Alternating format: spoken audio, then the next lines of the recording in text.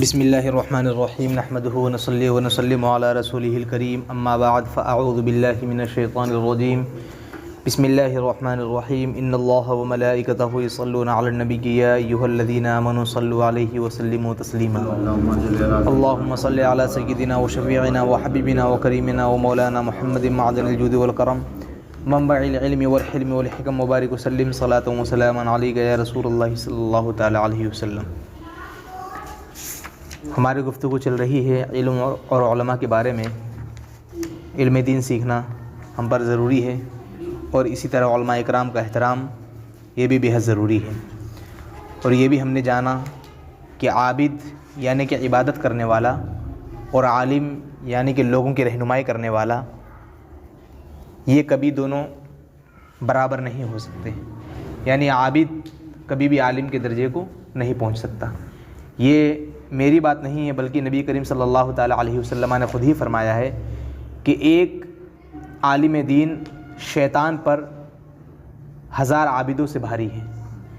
ٹھیک ہے نا، شیطان 1000 عابدوں کو بہکائے تو وہ 1000 عابد ایک پلے پر اور ایک عالم دین ایک پلے پر۔ ٹھیک ہے نا، تو یہ نبی کریم صلی اللہ علیہ وسلم کا فرمان عالی شان ہے۔ آج ہم بات کریں گے کہ علماء اکرام کے دلوں سے جو علم نکلتا ہے، ٹھیک ہے نا، تو وہ علم نکالنے والی چیز کون سی ہوتی ہے۔ تو حدیث کی روشنی میں انشاءاللہ آج ہم اس بات کے بارے میں جانیں گے کہ ہمارے دلوں سے جو علم نکال لیا جاتا ہے تو وہ کون سی ایسی بری چیز ہے کہ جس کی بنیاد پر علم اللہ تبارک و تعالی ہم سے لے لیتا ہے۔ حضرت سفیان رضی اللہ تعالی عنہ فرماتے ہیں کہ حضرت عمر بن خطاب رضی اللہ تعالی عنہ نے حضرت کعب رضی اللہ تعالی عنہ سے دریافت فرمایا کہ اہل علم کون لوگ ہیں؟ انہوں نے جواب دیا کہ جو اپنے علم کے موافق عمل کریں۔ کیا فرمایا کہ علم والے کون لوگ ہیں؟ علم کا دعویٰ کرنے والے تو بہت لوگ ہیں کہ ہم عالم ہیں، لیکن حقیقت میں علم والے کون لوگ ہیں؟ تو حضور نے کیا فرمایا کہ آپ صلی اللہ تعالی علیہ وسلم نے جواب دیا کہ جو اپنے علم کے مطابق عمل بھی کرے حقیقت میں وہی عالم دین ہے۔ ٹھیک ہے نا، پھر آپ نے پوچھا کہ عالموں کے دلوں سے کون سی چیز علم کے انوار، علم کی روشنی کو نکالنے والی ہوتی ہے؟ تو حضور نے فرمایا کہ جو علم کی روشنی کو چھیننے والی جو چیز ہے عالموں کے دلوں سے، وہ چیز لالچ ہے، طمع یعنی حرص، لالچ۔ کیا فرمایا؟ کس کی طرف اشارہ کیا؟ لالچ کی طرف۔ ٹھیک، یہاں پر 2 باتیں بتائی گئیں۔ پہلی بات کہ ہر وہ شخص جو اپنے آپ کو عالم کہے وہ عالم نہیں ہو سکتا جب تک کہ وہ اپنے علم پر عمل بھی نہ کرے۔ ٹھیک ہے نا، اسلام کی نظر میں حقیقت میں عالم دین وہی ہے جو اپنے علم پر عمل کرنے والا ہے۔ دوسری بات کہ جس عالم دین کے اندر لالچ آ گئی تو وہ دھیرے دھیرے اس کے دل سے علم دین کی روشنی ختم ہوتی چلی جاتی ہے۔ کیوں؟ اس لیے کہ جب انسان کے دل میں لالچ آتی ہے تو پھر وہ دنیا کی طرف بڑھتا چلا جاتا ہے۔ یہ بات ہم اور آپ سب تسلیم کرتے ہیں۔ اس میں خالی عالم کی خاصیت نہیں ہے، یہاں تو خیر عالموں کا ذکر ہے کیونکہ انہی کی بات چل رہی ہے، لیکن اگر ہم دوسری جانب دیکھیں تو جنرلی طور پر دیکھیں تو ہر شخص کے اندر یہ بات، کوئی بھی انسان ہو، اگر اس کے اندر لالچ، طمع، حرص اگر یہ چیز آ گئی تو پھر وہ دنیا کی طرف بڑھتا چلا جاتا ہے اور دین کو چھوڑتا چلا جاتا ہے۔ کیونکہ جب لالچ آئے گی تو بھائی وہ دنیا کمانے کی سوچے گا، وہ یہ سوچے گا کہ میں امبانی بن جاؤں، یہ سوچے گا کہ میں بہت بڑا اپنے شہر کا، اپنے گاؤں کا، اپنے محلے کا امیر شخص بن جاؤں۔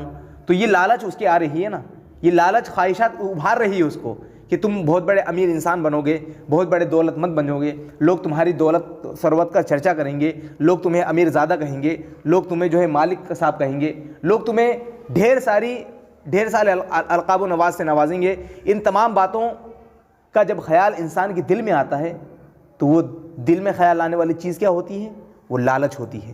ٹھیک ہے نا، تو اب یہاں پر بات ہمارے علماء کی چل رہی ہے، اس لیے میں عالموں پر گفتگو کروں گا۔ حضور صلی اللہ تعالی علیہ وسلم نے فرمایا کہ علم دین کو جو چیز نکالنے والی ہوتی ہے وہ ہے لالچ۔ ٹھیک، اب یہاں پر چند بات قابل غور ہے۔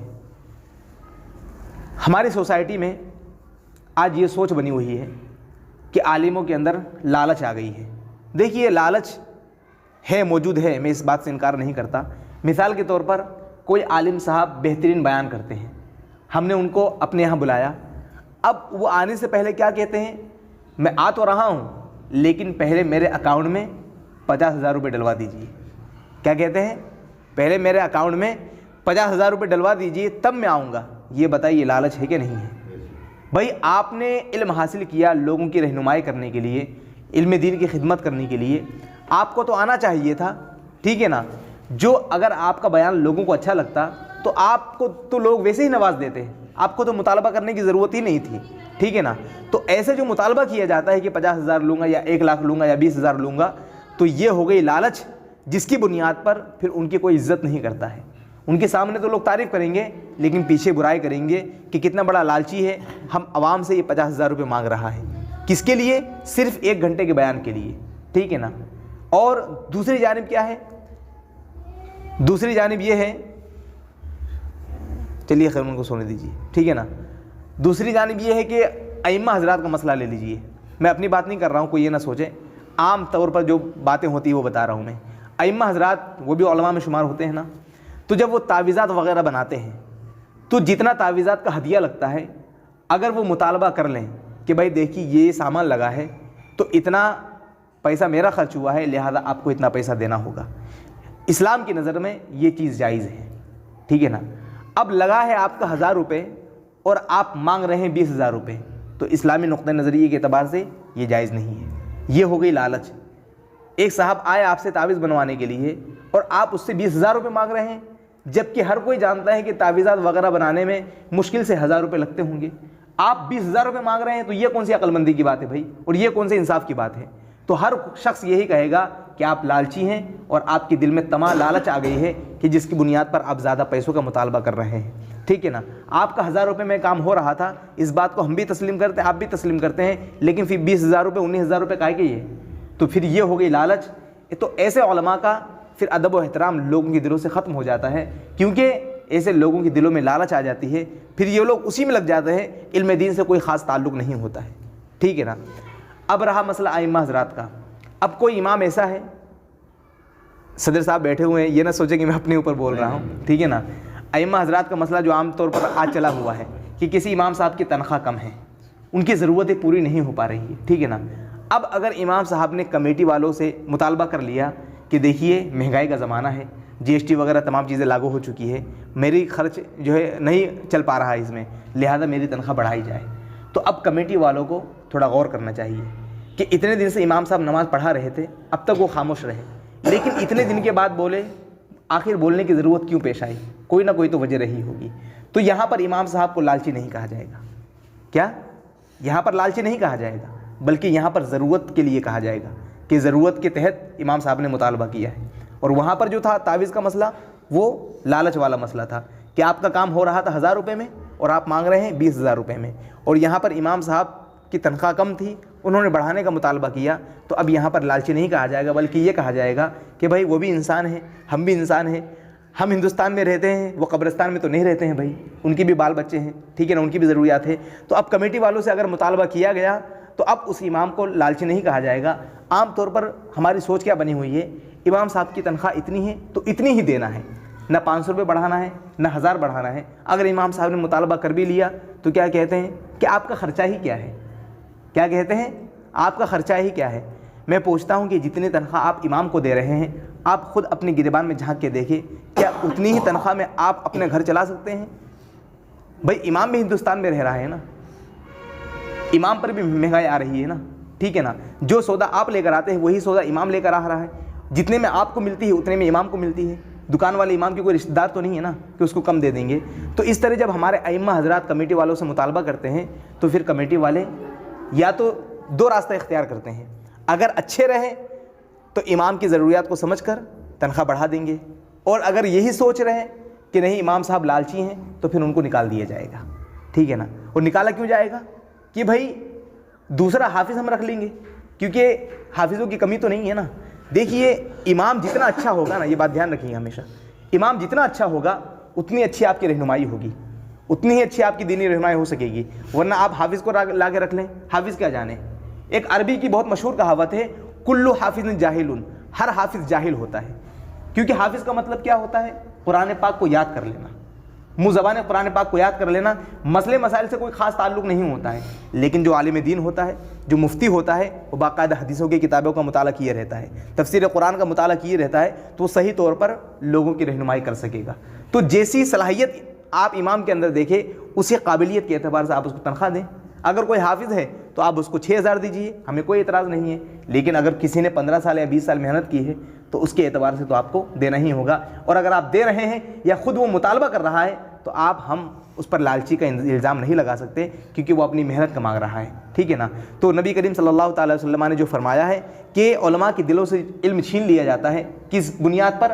لالچ کی بنیاد پر، حرص کی بنیاد پر، تو یہاں پر وہی علماء مراد ہے جو عوام کی جیبیں خالی کرنے پر ان کی نظر رہتی ہے، رہنمائی کرنے پر کوئی نظر نہیں ہے، مسئلے مسائل بتانے پر کوئی نظر نہیں ہے، اصلاح کرنے پر کوئی نظر نہیں ہوتی ہے، ٹھیک ہے نا۔ تو ایسے علماء کے بارے میں یہاں پر یہ حدیث وارد ہے۔ لیکن رہا بات ائمہ کا مسئلہ، تو یہ مسئلہ بالکل الگ ہے، ہمیں اور آپ کو ان کا خیال رکھنا چاہیے، ائمہ حضرات کا، خاص طور پر کمیٹی والے حضرات، صدر صاحب الحمدللہ ماشاءاللہ خیال رکھتے ہی ہیں، لیکن اور بھی جو مساجد کے حضرات ہیں ان کو بھی خیال رکھنا چاہیے۔ یہ بہت اہم مسئلہ بن چکا ہے ائمہ حضرات کا۔ کئی جگہوں پر تو باقاعدہ یہ تحریکیں چل چکی ہے، یہ تنظیمیں چل چکی ہے کہ ائمہ حضرات کی تنخواہ بڑھائی جائے، ٹھیک ہے نا، ائمہ حضرات کی تنخواہ بڑھائی جائے۔ بھائی آج ڈاکٹر کے پاس ہم جاتے ہیں، خالی دیکھنے کا وہ 500 روپے یا 1000 روپے لیتا ہے کہ نہیں لیتا ہے؟ آپ کو چیک نہیں کیا اس نے، صرف اس کی فیس کیا ہے؟ 1000 روپے یا 500 روپے۔ لیکن آپ وہاں پر کوئی اعتراض کرتے ہیں کہ ڈاکٹر صاحب کتنا روپیہ لے رہے ہیں؟ وہاں تو آپ نے کوئی اعتراض نہیں کیا، لیکن جب بات آپ کی مسجد کے امام کی آئی تو وہاں پر خوب آپ کی زبانیں چل رہی ہیں، ٹھیک ہے نا۔ تو یہ ہماری سوچ دھیرے دھیرے خراب ہوتی چلی جا رہی ہے۔ ائمہ حضرات بھی ہماری رہنمائی کرنے والے ہیں، ہمارے دین کا قائد ہیں، اگر ہم نے ان کا خیال نہیں رکھا تو کون رکھے گا، ٹھیک ہے نا۔ اللہ تبارک و تعالیٰ ان باتوں پر عمل کرنے کی توفیق و رفیق عطا فرمائے، آمین۔ صلی اللہ تعالیٰ علی النبی الامی وآلہ صلی اللہ تعالیٰ علیہ وسلم، صلاۃ و سلام علیک یا رسول اللہ صلی اللہ تعالیٰ علیہ وسلم۔